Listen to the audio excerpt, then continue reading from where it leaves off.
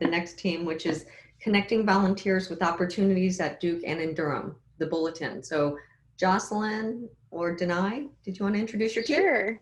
Yes. Hi, everybody. And I want to start this off by saying thank you to Jen, Isabel, Joelle for all of your help leading and managing Code Plus. It's been a really amazing summer. We as a group this morning were reflecting on all of the growth, and Danai and I reflecting on how much we enjoyed being part of the process. So thanks for including us. I'm Joselyn McDonald, and I was co-lead with Danai Adkisson for the volunteer matchmaking project that our group titled Bulletin. Get it? Bulletin is a web application, and it serves as a platform to connect volunteers to volunteer opportunities. And the users for that tool include the Duke community members, so students, faculty, and staff, as well as volunteer organizations and administrators from our key stakeholder, the Duke Office of Durham and Community Affairs. Core functionalities for the web application Bulletin include filtering opportunities, the ability for volunteers to sign up for opportunities and log their time, as well as receive notifications and email integration. And the Duke Office of Durham and Community Affairs can track the statistics, how many students are volunteering for what kinds of opportunities, where are their peaks, where are their valleys. So I'll let them talk more about their tool, but I want to say thank you so much to our sponsor, High Point Mobile. And yeah, with that, I'll kick it over to Anna Mullard, one of our team members. Good afternoon. Thanks for taking the time to meet with us. My name is Anna, and I'm part of the Bulletin Code Plus team. Today, we're excited to share with you what we've accomplished in the last 9 weeks.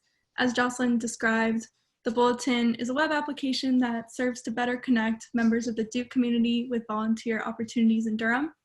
And as she said, the Bulletin is a bit of a play on words, as our application serves as a sort of bulletin board for volunteer opportunities and emphasizes our Bull City roots.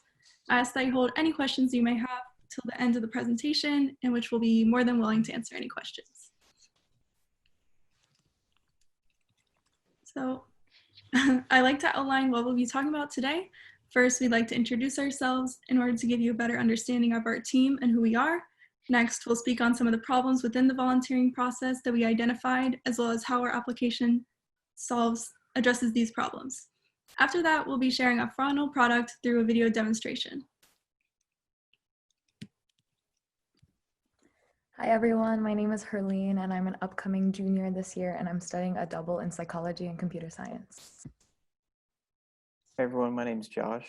I am a rising junior. I'm studying statistics and computer science. Hi, my name is Molly. I'm a rising senior studying psychology and computer science. I'm Anna. I'm a rising junior majoring in computer science. I'm Zichan. I'm a rising sophomore majoring in computer science. And of course, our awesome team leads, Danai and Joselyn. So what's the problem we're trying to address? The platform used today to connect the Duke community to volunteers doesn't adequately address the needs of volunteers, be it faculty, students, staff, or alumni, organizations, and Duke administrators. Organizations make individual postings advertising their event, and interested volunteers can find contact information and get in contact with the organization's representative. However, the current website is not widely used among the Duke community. In addition, it does not support any of what happens after the volunteer shows interest, like back and forth communication or tracking of volunteer hours. And the process to make a posting is tedious, since organizations must provide the information every time they make a posting, which deters them from using the platform long term. So where's our solution? The Bulletin is a web application built with the Rails framework, and its objective is to be a widely used platform that not only helps volunteers find opportunities based on their interests, it will also go beyond the current website and make communication between organizations, volunteers, and administrators more streamlined, provide insightful data into how Duke is being invited into the Duke community, and much more. So we're excited to show you how we've designed this product.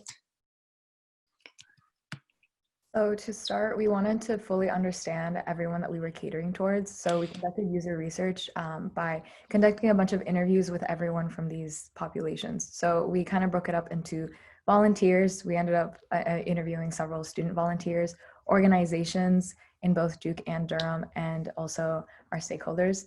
So to start off, just outlining some of the major takeaways that we got from these interviews. For volunteers, we found that all students were always independently searching on multiple different platforms. So they could really be searching anywhere. This could be activity fairs, this could be looking through email chains. There's like a myriad of possibilities here. There were also like certain other things that we found, like a lot of people have different reasons to volunteer. Some of this is career oriented, where they include it on their resume. Some of it is interest oriented. And then some common modes of attrition that we found are just busy schedules, forgetting what they signed up for. Transportation was a very common mode of attrition. And then also lack of communication between the student volunteer and the organization they were volunteering for. And then on the organization side, we found that there is this very big need, that there's just always space for more volunteers and that they never really had enough. And there was no standardized way up until now to really post opportunities. Like Zichan said before, anytime they tried to post through the website, they had to fill out the information all over again.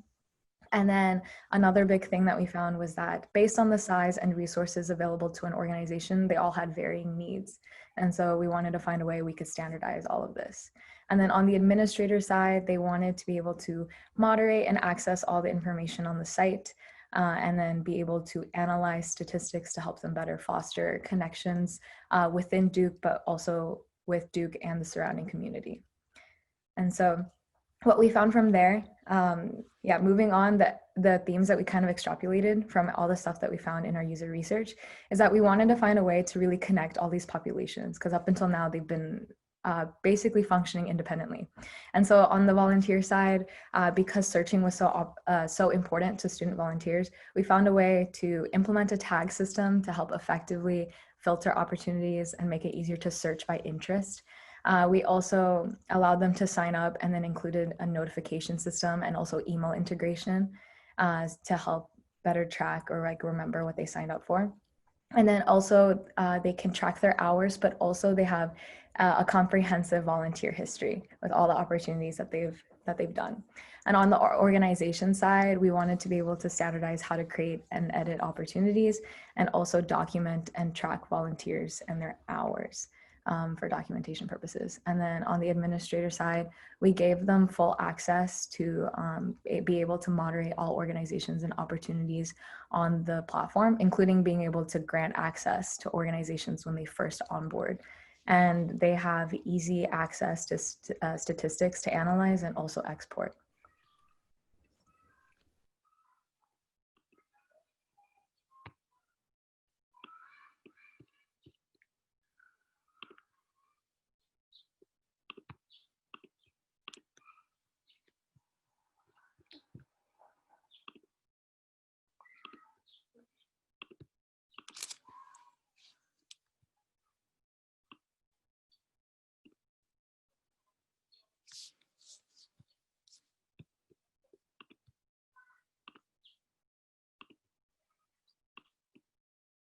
Let's imagine we are a new user ready to join the Bulletin.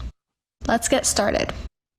From the sign-in page, we can log in using Duke, Google, Facebook, or a local account. So let's make one. We can either register as a volunteer or an organization. After choosing organization, we can join an existing organization or we can register a new one. So let's do that. We fill out all of our information to be sent to the Office of Civic Engagement for approval, and we sign up. After signing up, we can see our profile page, but we are still waiting to be approved, so our posts won't be seen publicly yet. Once administrators approve our organization, the banner disappears. Now let's create a posting. When creating a new opportunity, we can choose whether it is one-time or ongoing, include the number of volunteers needed, category tags, and a point of contact. We can also require volunteers to be approved by the organization before they are allowed to volunteer. If we check that box, we have the option to include information for only approved volunteers. Now the opportunity is posted, and members of the organization have the ability to edit or delete the opportunity. If they want to replicate that opportunity in the future, they can click Clone Opportunity and save time filling in repetitive information. From this page, they can also send an email to volunteers and view a list of volunteers. Let's imagine that some time has passed and volunteers requested to sign up. We can now see this reflected in the stats section of our dashboard with some numbers and graphs, and if we go to the volunteer list in the opportunity, we can approve them. Now, let's sign up as a volunteer. We enter some personal information and we are taken to our dashboard. Notice that it is slightly different from the organization dashboard, with tabs for hours, notifications, and history. In the feed, we can see all opportunities that have been posted. On the left-hand side, we have the option to sort it by how soon it is, how many likes the organization has, and we can filter by whether it is one-time or ongoing, the distance from various locations on campus, and by categories of interest. We click on an opportunity and click to sign up. Now I'm going to turn it over to Josh. Thanks, Molly. When we go back to our user dashboard under the Hours tab, we will find the soonest shift that we are signed up for under the Upcoming section. A listing of all of our current volunteer signups can be found under the View Current Signup section, and we can find a listing of opportunity hours we are able to record under the Pending section. When submitting recorded hours, users can submit feedback to the organization and choose whether that feedback is anonymous or not. Both organizations and site admins can view the submitted feedback. Once the hours have been confirmed and submitted, they are added to the user's completed service hours as well as to their volunteer history. Users can only submit hours once for one-time opportunities and can make multiple submissions for ongoing opportunities. Now let's go ahead and sign in as a site admin. At the top of their dashboard, site admins can conveniently assign other users as site admins with the Assign Another Admin button. On our dashboard, we can view various statistics about volunteers, opportunities, and recorded hours. The site admin has direct access to viewing all organizations currently registered on the Bulletin, and for organizations that have not been approved but have requested to join the site, those requests can be viewed under the Request tab. This shows a listing of all pending organization requests where site admins can either approve or deny access to the website. Site admins also have access to Opportunity Feed on the Bulletin with functional filtering and sorting. When we click on an opportunity, we'll find that we have the ability to edit and delete the post and view all signed up users.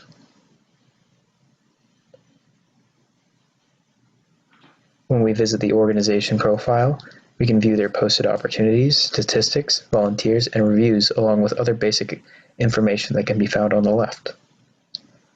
Site admins can also feature selected posts that are published on the Bulletin website. Once featured, we can go back to the feed, and this post is now featured and appears at the top of the opportunity listing page along with other featured posts. The Bulletin is also mobile friendly. Organizations have access to their profile and feed from their phones, and so do volunteers when checking for upcoming volunteer opportunities on the go. Similar to the feed page shown before, mobile feed also comes with the same sorting and filtering functionality that allows users to narrow down the opportunities they can select from. The site admin experience on the Bulletin also adapts to the mobile environment, allowing site admins to view statistics, requests, and organizations all the same.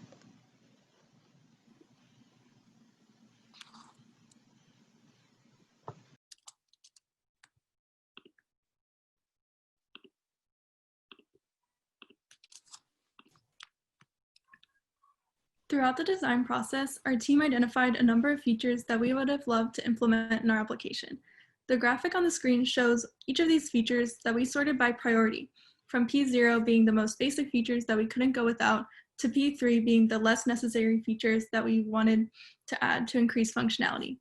All the features with the light blue background have been implemented in our application, as you just saw in the demonstration. and those with the light gray background are features that we didn't have time to implement but would love to see added later down the line. For example, we hope to add calendar integration in the future so that volunteer opportunities can be easily added to a personal calendar such as Google, Outlook, or Apple in order to further help users track their volunteering. We would also like to increase connections between volunteers by building features such as coordination with transportation, signing up for an opportunity as a group, and sharing opportunities with their peers. Thank you so much for listening to our presentation. So we'd like to now open the floor to any questions that you may have.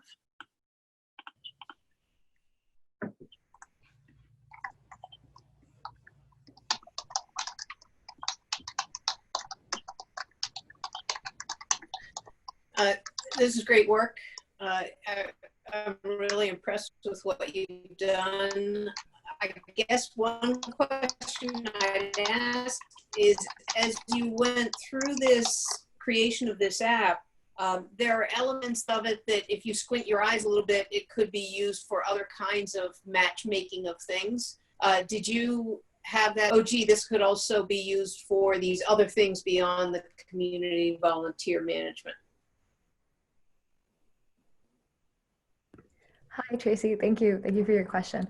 Yeah, it's definitely something that we've thought about just some of the fundamental features that we have in connecting volunteer opportunities is really anything that you can do to matchmake many things. We haven't necessarily thought out about doing something else with what we've coded so far, but we do have plans in the future to possibly open source our code. And this may be helpful for really anybody who would want to use like features similar to the ones that we included in our platform and to do something just as good with it.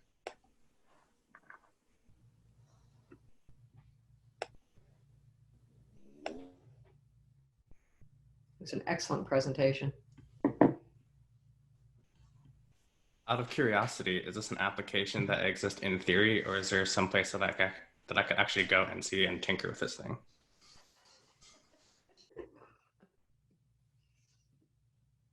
Good question.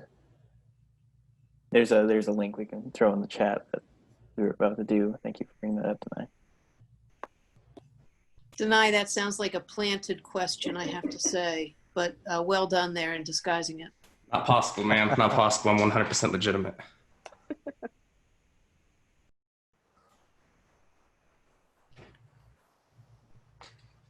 So I think we have some folks here from Community Affairs. I think I've seen David hanging out for a while here. Yes, I'm with the Office of Durham and Community Affairs, and just want to say again, thank you all for doing this. This is really, really impressive work, especially for a short period of time and as many different stakeholder needs as you were trying to address. Our whole office has been so impressed. And we've been really impressed by your process, how you've really engaged us and our needs and have adapted and shifted all along the way. We've really seen how you've responded to some of our early questions. So don't have a question as much as just a praise and thank you for this group, because y'all have done a fantastic job.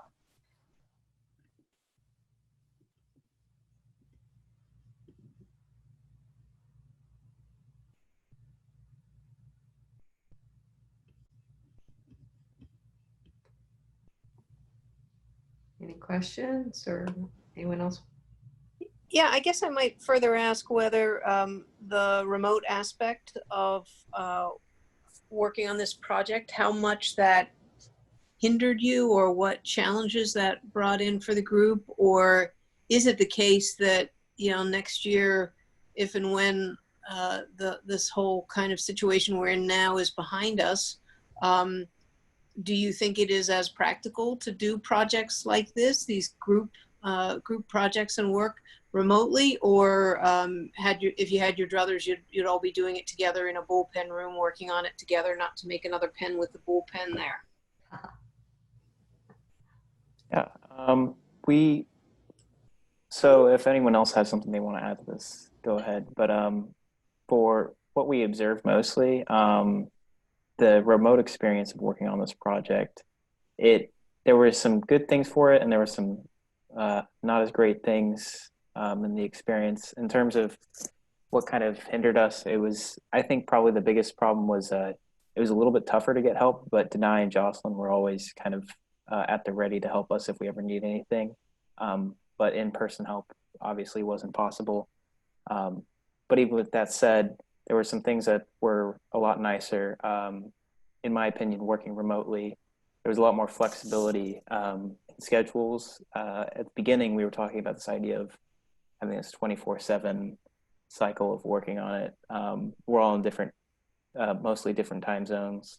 So one of us might be working on it till midnight in their time zone, and another person might be passing it on to another person in the next time zone. So that was very interesting. It was always kind of being worked on throughout the day. So you did end up implementing sort of that follow the sun development model where one person hands on to the next person and then the next and the next. And so by the time Josh goes to bed, when he wakes up the next morning, there's another 6 hours of work that someone else has done. Is that how it worked? Exactly. Mm-hmm.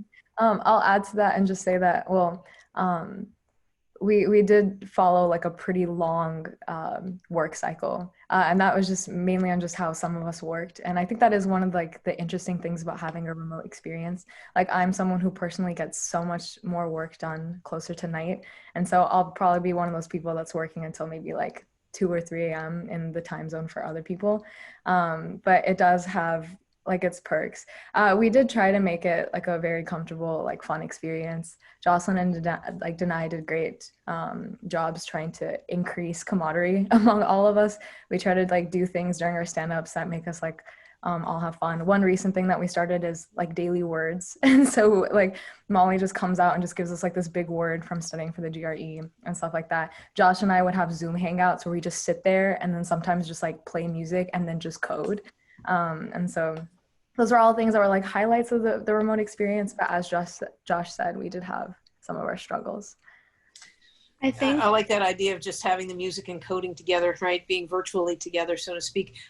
Do you think next year, as we plan for Code Plus, and with the hopes that we will be able to do things on campus again, that we should maybe think about having an expansion of the number of people who participate by having both on campus and remote, or mixed teams? Do you guys think that would work well? If I can answer that, but other people can also pitch in. I think that's a great idea just in terms of allowing people to have more opportunities. One thing that I really commended the Code Plus program for doing and like switching to the remote experience is being able to still accommodate for all the international students that we have. If you look at all the countries that the interns are coming from, there's like a lot of them like all around the world. And so I think that's a great opportunity for some people who may go back to where they come from internationally and still being able to get like that internship experience that a lot of people in the summer got. Thank you. Molly, were you going to add to something earlier? Oh yeah, I was just gonna say earlier that I personally like found it the most valuable the time that I spent collaborating with others. So I much preferred when me and another person on the team would, especially towards the beginning of the program when we were a lot less familiar with the different tools we were using and the whole process of development in general, like I found it really helpful to be able to talk through things with other people and be like zooming alongside them. And then I think as we got more confident and comfortable with our skills, then that became less and less necessary. But yeah, I definitely think that I relied a lot on the expertise and support of my team, and for that reason, I probably would have preferred if we had been in person, but it was nice to at least have like the Zoom room going all the time. Good. Anyone else? Anything in chat? It looks like Josh added the link to the bulletin if you want to check it out.